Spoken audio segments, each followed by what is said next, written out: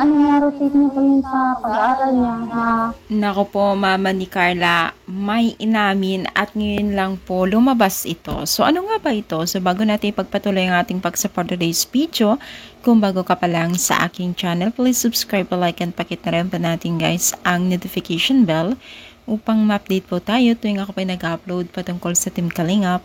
And please support po natin ang buong Team Kalingap, especially po kila Kalingap Rab at Kuya Bat.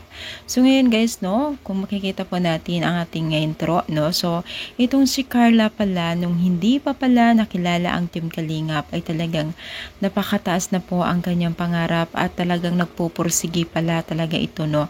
So during kanilang vacation pala or no class, naghahanap buhay po siya papuntang Makati, ganon, para lamang po meron siyang maipambili at pangtustos sa kanyang gamit sa school. So baga nagsa-summer job po siya. So walang imposible pala kay Carla na kahit ganito tahimik siya, mahihain, talagang gumagawa talaga ng paraan at dumidiskarte, which is talagang hindi mo talaga ma-explain na nagagawa pala ito ni Carla sa kanyang kagandahan at kaputihan, di ba?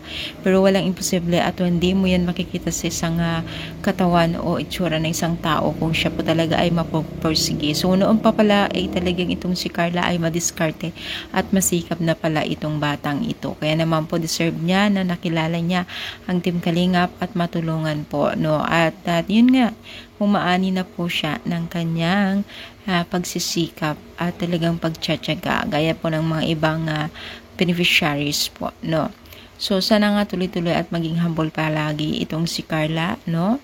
So, ano masasabi niyo dito sa ating pag-support this video? I-comment down, palike po ang ating video. Thank you so much, more power, and God bless all, guys.